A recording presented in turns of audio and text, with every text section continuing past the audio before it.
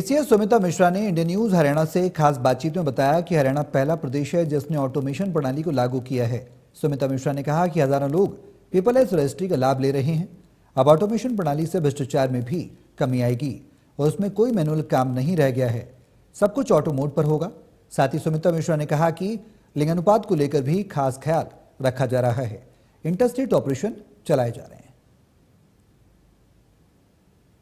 बीते दिन मुख्यमंत्री नायब सैनी ने रेवेन्यू डिपार्टमेंट में एक ऐतिहासिक जो एक प्रणाली है उसे लॉन्च की और सबसे पहले हरियाणा वो स्टेट बना है देश भर में जहां पर ऑटो म्यूटेशन प्रणाली को भी एक ऑनलाइन पायदे पर लेकर आया गया है। और अब लोगों को अपना म्यूटेशन करवाने के लिए पहले पेपरलेस रजिस्ट्री आसान हुई और अब म्यूटेशन करवाना भी बहुत ज्यादा आसान हो जाएगा। इस वक्त हमारे साथ रेवेन्यू डिपार्टमेंट की और additional chief secretary Sumita Mishra मौजूद है, उनसे बातचीत करते हैं। मैम, जिस तरह से आपने अपने कार्यकाल में बतौर होम सेक्रेटरी सबसे पहले आप हरियाणा में न्यू क्रिमिनल लॉज लेके आए। अब आप हरियाणा में सबसे पहले ये ऑटो म्यूटेशन का जो प्रोसेस है इसे आपने पूरी तरह से ऑनलाइन कर दिया है।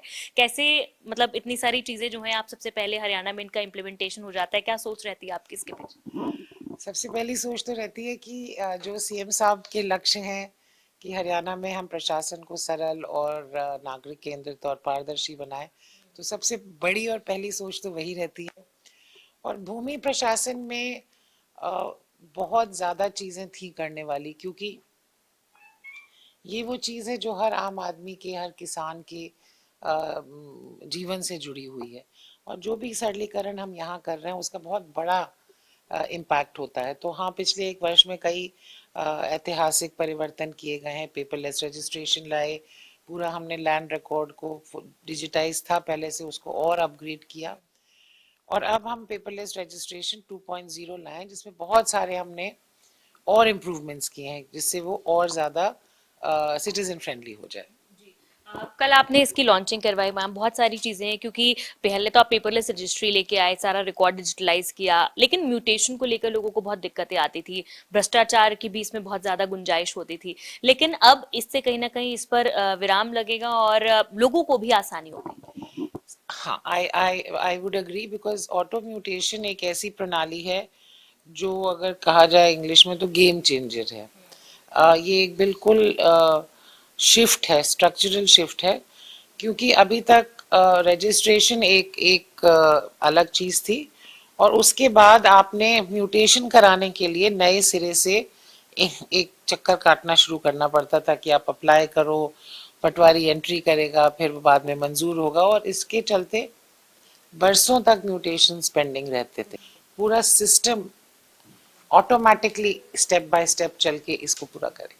मैम, आप इसको सीएम डैशबोर्ड के साथ भी लिंक कर रहे हैं ताकि वो भी पर्सनली इन चीजों को मॉनिटर करते रहें। और जैसे आपने कहा कि 24 घंटे का समय रखा गया है, इस अंतराल में अगर नहीं होता है तो क्या कोई जिम्मेदारी जिस अधिकारी की, कर्मचारी की बनती है उनकी भी तय की जाएगी? क्या ये राइट टू सर्विस के अंतर्गत भी आता है?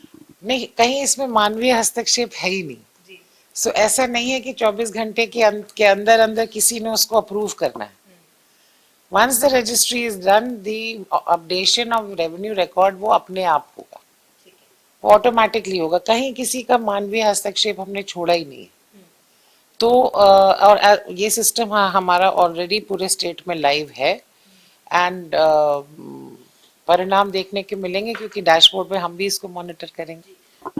एक आखिरी सवाल मेरा मैम, चूंकि फायर और इमरजेंसी सर्विसेज जो है वो भी रेवेन्यू का पार्ट है और आपके पास ही है, जिस तरह से लखनऊ में जो घटनाक्रम हुआ, दिल्ली में भी घटनाक्रम हुआ था, पिछले दिनों रोहतक में भी हुआ था, किस तरह आप की सारी जो फायर सुविधाएं हैं वो लैस हों, मुस्तैद हों और किसी भी तरह की विपरीत स्थिति से निपटने के लिए तैयार हो, इसको लेकर क्या दिशा निर्देश आपने दिए, कितना अलर्ट है? हमारे देखिए, गर्मी के मौसम की शुरुआत में ही बहुत हमने डिटेल्ड इंस्ट्रक्शंस दिए थे, वो फॉलो भी हो रहे हैं।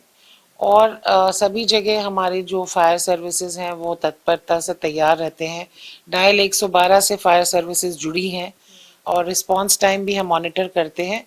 और इसके अलावा मैं कहूँगी कि बहुत बड़ी पहल माननीय मुख्यमंत्री जी के निर्देशानुसार हम ले रहे हैं कि जो हमारे अर्बन एरियाज़ हैं वहाँ पे खास तौर से हाई राइजेस हैं, वहाँ के लिए हम बहुत एडवांस्ड इक्विपमेंट और high rise ladders, turn table ladders और फायर फाइटिंग ट्रक्स खरीद रहे हैं। वो हमने प्रक्रिया हमारी चल रही है। बहुत शुक्रिया बातचीत करने के लिए।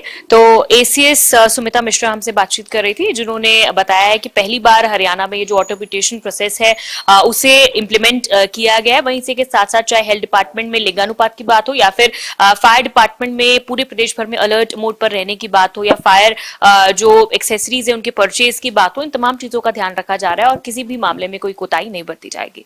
कैमरा पर्सन जतिन के साथ साक्षी शर्मा, इंडिया न्यूज हरियाणा, चंडीगढ़।